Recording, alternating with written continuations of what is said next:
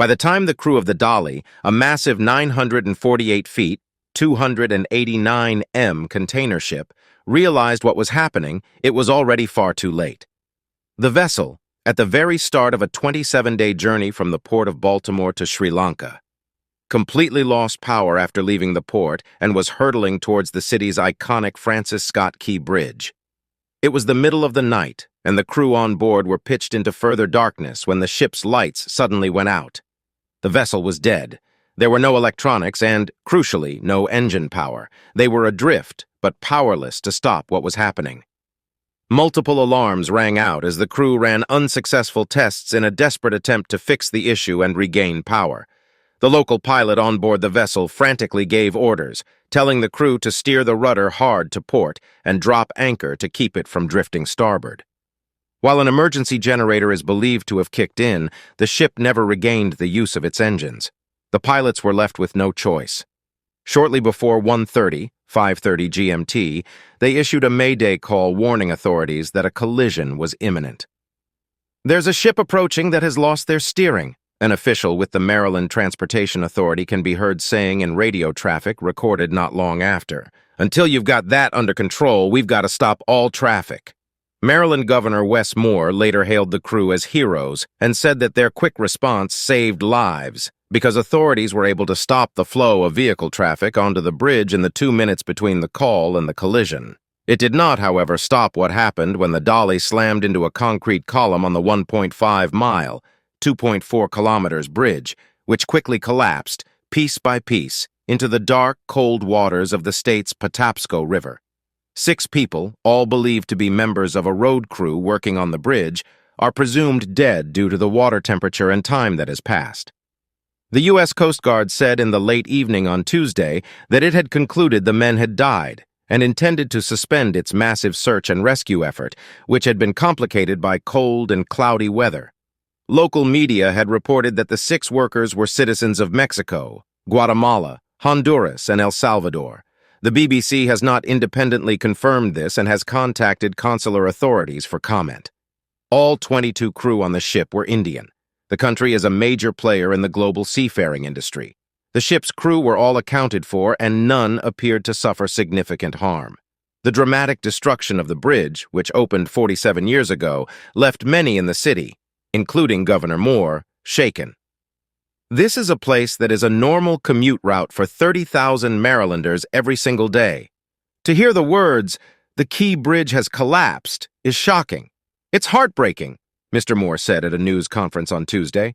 "For over 47 years, it is all that we've known." What exactly led to the loss of power on board the Dali remains unclear. Jennifer Homendy, the chair of the National Transportation Safety Board, said that investigators would now seek to examine data from a voyage data recorder. "It's a critical piece of our investigation," she said, adding that for now, the probe remains about people. It's about families and addressing the needs of those that were impacted. As the sun rose over Baltimore on Tuesday morning, residents of the diverse and strongly working-class areas near the bridge expressed shock at the scene they had woken up to. "I felt it.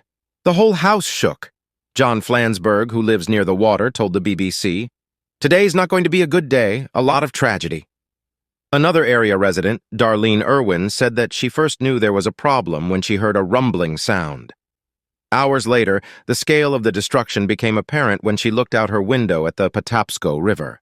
The massive cargo ship, carrying at least 3,000 containers, was wedged between the debris of the collapsed bridge. By then, the entire area had become the scene of a massive search and rescue effort, with police boats crisscrossing the river and police and Coast Guard helicopters flying overhead. At a local school, 2 U.S. military UH-60 Black Hawk helicopters were parked in a sports field, their camouflage-clad pilots and crew milling next to the aircraft. "To see it now in the daylight," Ms. Irwin said, "it is just tragic." While officials have repeatedly stressed that their focus remains on the search for the missing, experts have warned that the incident could also have a significant impact on the port of Baltimore, one of the busiest on the U.S. East Coast. Maryland Senator Ben Cardin told reporters that the reopening of the waterway would be critical for the U.S. economy. The port is a key regional hub for goods ranging from steel and aluminum to agricultural equipment, and is used by car makers including General Motors and Honda. Data from the Maryland Port Administration shows the port handled at least 750,000 vehicles last year. This will disrupt vessel schedules and strain handling capacities at other ports such as Philadelphia and Norfolk, said Mirko Wojcik, Global Director of Intelligence for Everstream Analytics, which provides supply chain services. This could lead to spillover congestion and delays that could last months. Speaking at the White House on Tuesday, U.S. President Joe Biden, who said he'd commuted over the bridge many, many times between his home state of Delaware and Washington, vowed to move heaven and earth to reopen the bridge. "We're going to spend all the federal resources they need as we respond to this emergency," he said, "and we're going to rebuild that port together." Mr. Biden added that 15,000 U.S. jobs depend on that port. Officials have so far declined to comment on any potential timeline for that to happen. Authorities say that, for now, they are fully focused on the search and rescue operation. Mr. Moore, for his part, said only that the recovery process will not be short. Baltimore, he acknowledged, was facing a long road after the collapse. This is not the first time the Dali has been involved in an incident. According to Vessel Finder, a tracking website, the ship was involved in another collision in the Belgian port of Antwerp in 2016. There were no injuries or significant damage reported at the time. As night fell on Tuesday, the ship and its load of 3,000 containers remained on the Patapsco River, its nose stuck between the mangled debris of the bridge it brought down in seconds. Kindly like, subscribe, and share your thoughts in the comments section.